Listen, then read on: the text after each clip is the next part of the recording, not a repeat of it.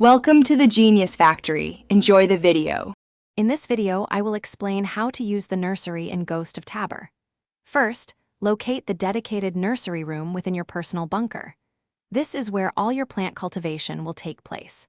To begin, you will need to acquire different types of seeds and ensure you have a full water bottle.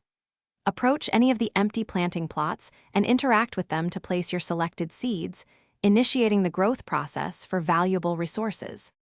Once your seeds are planted, the cultivation process begins.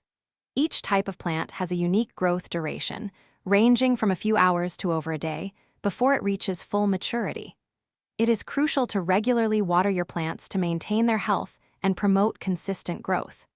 Neglecting to water them can lead to withered plants, significantly reducing their potential yield and overall efficiency in your bunker. When your plants are fully grown, they are ready for harvest. Simply interact with the mature plants to collect their valuable resources. Each plant type provides distinct items, such as essential medical supplies, crafting components, or even direct currency. To maximize your output, consider upgrading your nursery. This can increase the number of available planting plots and potentially reduce growth times, boosting your overall resource generation significantly. For an efficient and productive nursery, strategic management is key. Plan your planting schedule carefully to maintain a consistent flow of the items you need most. Prioritize planting high-value seeds that directly support your current objectives, whether for crafting or selling.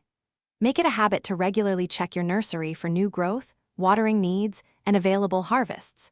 This ensures your bunker remains well-stocked and your efforts are always fruitful. Thanks for watching. If you found this helpful, don't forget to like and subscribe.